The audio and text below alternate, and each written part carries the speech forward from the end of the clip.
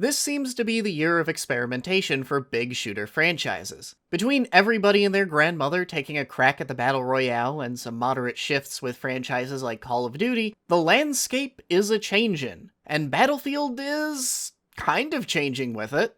As always, I'm Alex, and this is First 5, where I ask if games are worth your time, not your money. I played a game for 5 hours, and I'm gonna tell you if those were 5 hours well spent.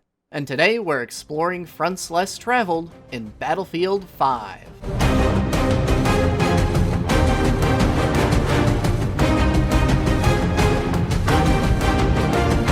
Battlefield 5 gives World War II the Battlefield 1 treatment. Continuing in the same vein, it's gritty, focuses on lesser-known fronts and units, talks a lot about how awful war is, and has what's basically a playable intro video that might be the high point of the entire single-player campaign. Where other games might show you each theater of war in a bunch of 5-second clips. Here's a tank, here are some charging infantry, oh look, a bunch of planes! Battlefield 5 throws you directly into those clips and gives you a minute or two to run around before whoever you're playing kicks the bucket. The best way to describe it is that it's like playing through the trailer for a war documentary and a demo for a game at the same time, and it works. Now, if only the entire campaign could follow up half as well. While the single-player mode takes a few stabs at building a narrative with some weight behind it, its 3 campaigns don't ever match up to those 15 minutes. Despite focusing on offbeat and interesting settings, they're largely mundane and one-note stories that, while competently executed, aren't overly memorable. A lot of that comes down to structure, but there's also something to be said about the dissonance that stems from voice lines about the horrors of war playing over Rambo World War II Edition gameplay. But that's nothing new here.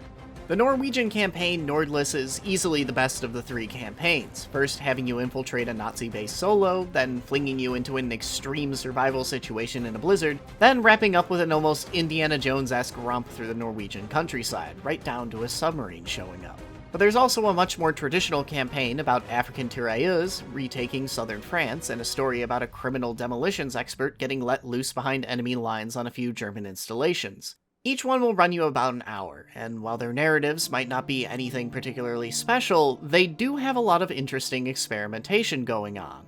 Overall, there's a large emphasis on stealth, with levels mostly built for a quiet approach and binoculars you can use to scout ahead and mark enemies. You can go loud if you want, but stealth being the standard mode of play is an interesting shift from the usual scripted giant explosions you'd expect from games like Battlefield. And you know what? Here again, it works. Other little tweaks include the Norwegian campaign having you get around primarily by skiing, which was a fun little gimmick that led to some great getaway moments, and the middle mission that had you hopping from campfire to campfire in a blizzard that was also entertaining.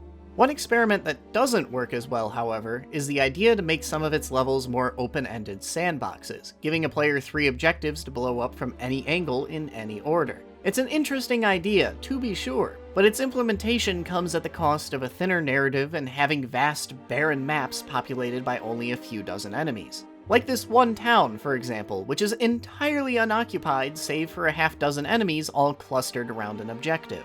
But you know what big maps with space for lots of people are great for? Battlefield 5's multiplayer, which is fantastic and features some really nice and varied maps, especially in the more free-flowing Conquest mode. Battlefield's still got the usual quadfecta of classes between assaults, medics, LMG-toting supports, and snipers, each of which have to combine their powers to somehow pull out a win. And a lot of the standard Battlefield game modes also make a return.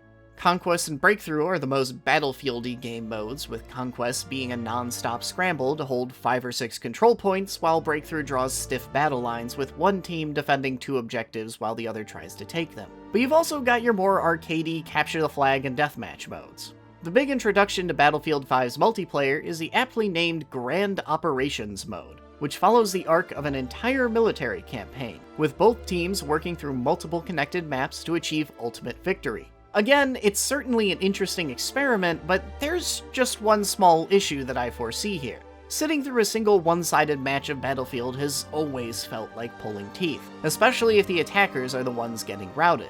Now imagine sitting through an entire hour-long Grand Operations campaign getting pounded for 3 matches straight. I only got to play 1 game of Grand Operations, but I imagine that if you somehow managed to get a close game where any of the matches could have gone either way, it'll be the stuff of legend you rave to your friends about the next day. But if you get a bum game, the misery will only compound.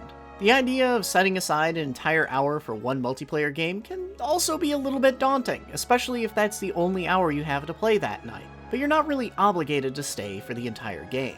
Personally though, Conquest is probably where I'll be spending most of my time. It's always a long series of wild deep flanks, momentous pushes, and desperate holds when surrounded on all sides. As opposed to other game modes where the battle lines are dug deep, you're always constantly being dragged all over the map and the action is only ever a few seconds away.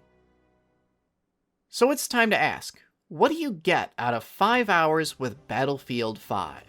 You'll polish off the campaigns in about 3, and the last 2 are just enough to get a round in with each multiplayer game mode. In essence, 5 hours will get you a full sampler plate at the buffet.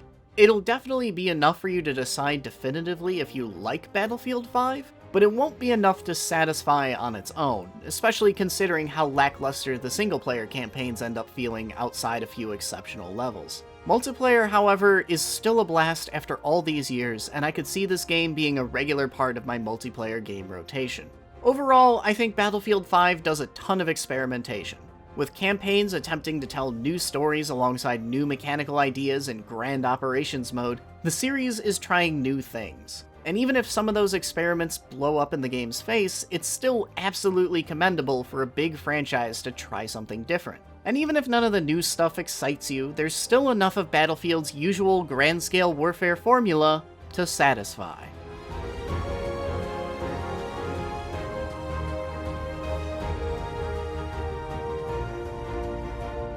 Hey, I hope you enjoyed this first 5 review. If you did, maybe consider hitting the subscribe button. If you're looking for games that value your time and don't pad themselves, I'm your guy. And be sure to check out some of my other reviews or some longer form content while you're here. But regardless, thanks for watching this far, and I'll see you all next week.